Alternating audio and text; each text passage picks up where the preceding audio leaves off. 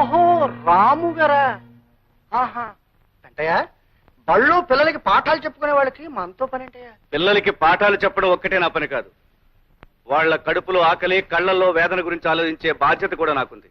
రాఘవయ్య గారు, పిల్లల మధ్యాహ్నం భోజనాలకి ప్రభుత్వం వారు గ్రాంట్ చేసిన డబ్బు ఏమైంది? బొంతగా ఎత్తుపోయిందిరా.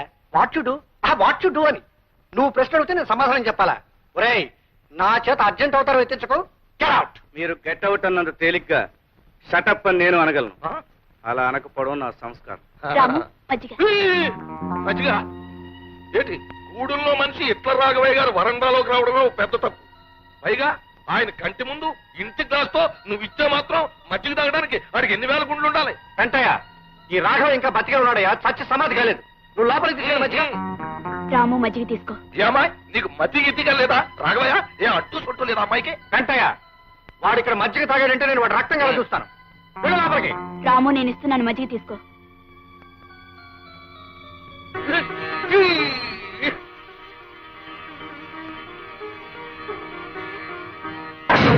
రామా, నిలువునా ప్రాణాలు తీసేశాడు. ఈ ఎంగిలి గ్లాసు మొహాన కొడితే సినిమా చూసినట్టు అలా చూస్తావేంటి రాఘవయ్య? అంటయ్య, ఆ గూడెం రథం ఎంగిల్ చేసిన వస్తువు ఎంత విలువైందైనా సరే నా గుమ్మంలో ఉండడానికి వీల్లేదు.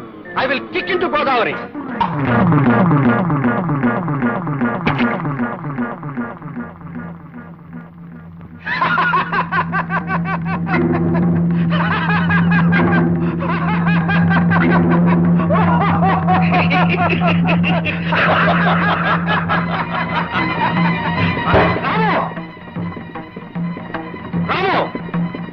నేను గ్లాసుని ఎంగిలి చేశానని గోదావరిలో కొట్టారు. ఇప్పుడు మీ అమ్మాయిని ఏం చేస్తారు? వెళ్ళడం నాకు ఇష్టం లేదు, కానీ నేను వెళ్ళకపోతే స్కూల్ పిల్లల విషయంలో న్యాయం జరగదు. అదేంటి బావ అట్టాగంటావు? నేనున్నానుగా. అత్తమ్మ గురించి నువ్వేం బెంగ పెట్టుకోకు. అవసరమైతే తన ప్రాణాలకి నా ప్రాణాలు అడ్డేస్తా గాని నువ్వు మాత్రం వెళ్ళిన పని చేయించేసుకునిరా. పిలుస్తాయని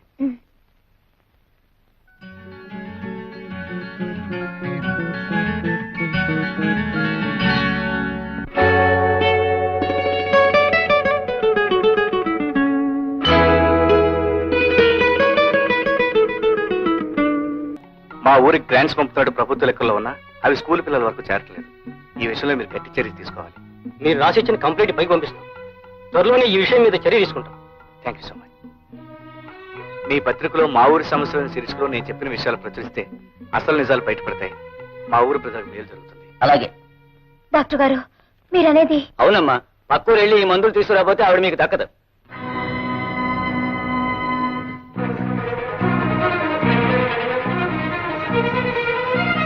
అమ్మాయి గారు, హడావిడిగా వస్తున్నావు? బాబు గారు, మా అత్తకి జ్వరం బాగా ఎక్కువైపోయినది. సమయానికి మా బావ లేడు. డాక్టర్ అత్తమ్మని చూసి 50 రూపాయలకు మందులు రాసిచ్చాడు.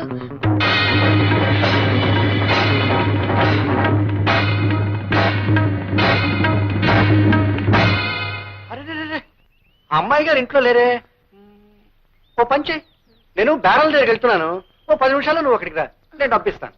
ఆ పక్కూరు వెళ్ళి మందులు కొనుక్కుంది కానీ. అత్తగే బాబు. వెళ్ళు. దండాలు బాబు. అలాగే దండాలు, వెళ్ళు.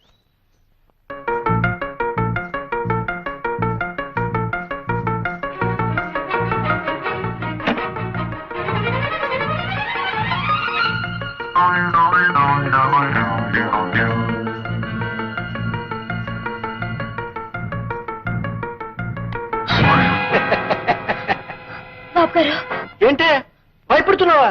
నేనే రాఘవేని. డబ్బు కావాలన్నావు కదూ, ఇస్తాను. బాబు గారు, చూడు, మనిషికి మనిషికి అవసరం ఉంటుంది. నీకు డబ్బు అవసరం ఉంది, నాకు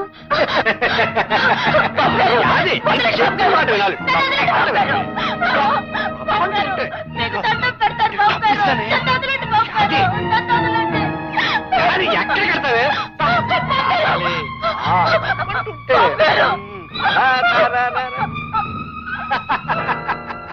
అందులోంచి బయటకు వెళ్ళడానికి తావలేదే. నా మాట విని బయటకు రా. చూడు, నేను చెప్పినట్టు విన్నావు అనుకో, నువ్వు కోరినంత డబ్బు ఇస్తాను. రావాలి రావాలి రావాలి. అది మంచి పిల్ల, గుడ్ గర్ల్. దా లక్ష్మి. అలా చూస్తారేమిటి నాన్న? మానవత్వం మర్చిపోయిన తర్వాత యాదైతేనే నేనైతేనే. లక్ష్మి, చిన్నప్పటి నుంచి యాది నేను మీ కళ్ళ ముందే పెరిగాం. యాదిలో మీరు కేవలం ఆడదాన్ని చూడగలిగితే నేను ఆడదానేగా నాన్న. అమ్మా అంత మాట అనకమ్మా, అంత మాట అనుకో. యాది,